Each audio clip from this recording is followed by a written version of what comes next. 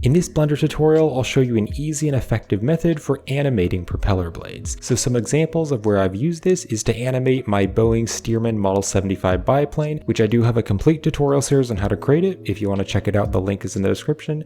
And also my helicopter robot tutorial series where I animated the helicopter blades. So the first thing that you want to do is you want to make sure that the origin point is set in the very center of your model. So you can see in this example here, I have this object and the origin point is in the very center. That way, when I rotate this and I rotate it on the y-axis, it rotates correctly and there's not any wobbling, because if the origin point is kind of moved off to the side, there's going to be some weird wobbling. So make sure the axis is rotating exactly in the center. So what I'm going to do is select the object which I'm rotating, and I'm going to go here to the object properties. And then I can open up the transform, and there's this rotation Y. So what I can do is just click on this little dot right here to insert a keyframe on frame 0. Or the other way you can do this is to right click and click on insert single keyframe. So it inserts a keyframe on that Y rotation value. So what you can now do is go to the very end. So I'm going to go to frame 250, and then I can type in a big number. So really you're just going to have to play around with this, but we will play around with this later. I'm just going to start by typing in maybe like 10,000, hit enter, and then I can just click on this little dot here next to it to insert a keyframe.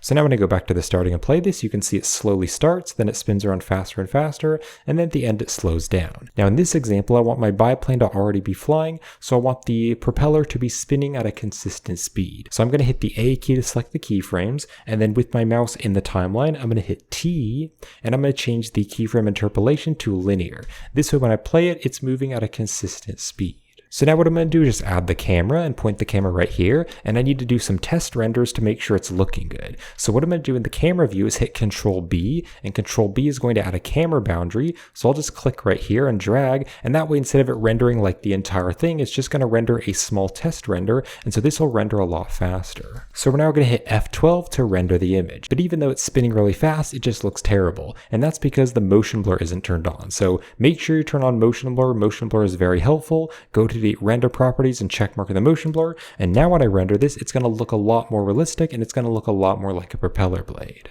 And you can already see that looks way more realistic because of that motion blur. However, with airplanes or helicopters, usually you can actually see the entire thing spinning all the way around. So there's a few things that we need to do to adjust this so the motion blur is spinning all the way around.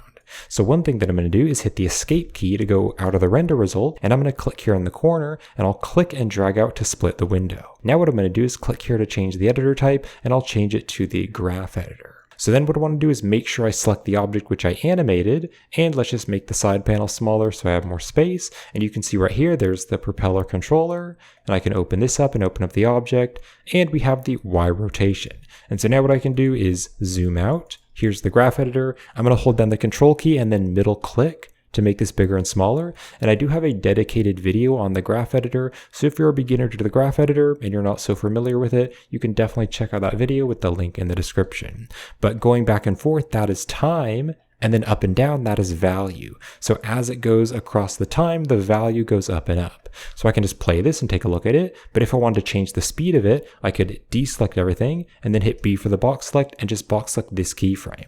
And I can now hit G to grab and then click with my middle mouse wheel and move it up. So now it's going to move a lot more times in the same amount of time because the number is a lot larger. So it's going to spin around a lot more. So I can now just hit F12 to give this a quick test render and just take a look at it. And you can see already that looks a lot nicer. So you can see it's a lot larger. But I'm going to hit escape to go out of that, and let's just make it even higher. So I'll just make it even higher, and now we'll give it another test render. And now you can definitely see that it's spinning around a lot more. You can kind of see the reflections way up here and also down here. So it's definitely spinning around a lot more. Maybe I'll just bring it up a little bit higher and then just try rendering it again. So I find that you just have to play around with this until it looks good. And also the animation can look very different from the render because this is just a still image. So you might need to just do a quick test render where you render out just this small image here just to see what it looks like and just render out an animation and just take a look at the animation and maybe make it faster and slower and just see what looks good for your project.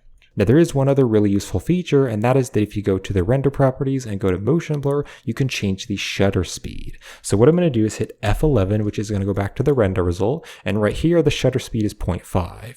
I'm going to change the slot here to slot 2, and then I'll turn the shutter speed to 1. So I'm now going to hit F12 to render this again, and then what you can do is on the top of your keyboard, you can hit the 1 and 2 buttons, and that's going to switch between slot 1 and slot 2. And you can see here's the shutter speed at 1, and then here's the shutter speed at 0.5. You could also make it like a really small value, so I'll turn the shutter speed really small, and then I'll change it to slot 3, and we'll give this another render. So now what I can do is I can compare between the shutter being about 0.1 and 1. So this is the shutter speed at 1, this is the shutter speed at 0.1. And for this specific render, I think turning the shutter speed up higher to maybe like a 2 maybe would work even better. So I can change it to slot 4.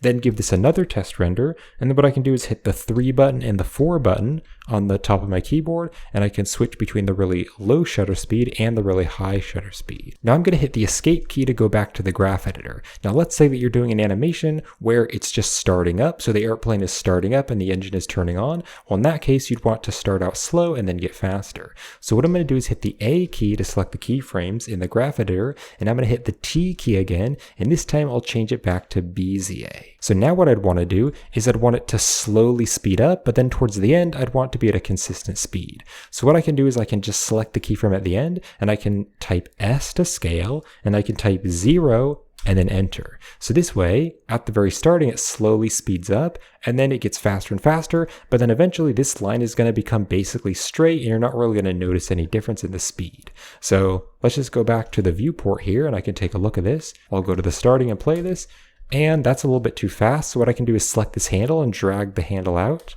So it's a bit slower, and now it looks like someone is turning on the engine, and it gets faster and faster and faster, and you can see at a few spots it kind of like looks like it's slowing down, but that's actually just because of the frames per second, and it actually looks like it's slowing down, but really it's just spinning around multiple times. And actually real airplanes actually do this. Sometimes when real airplanes are flying, it doesn't actually look like the blades are spinning because they're spinning at the exact right amount, and so how your eyes see it, it looks like it's spinning very slowly or not moving at all, and that's because it's spinning around, and then when your eyes see it, it's at the same exact position.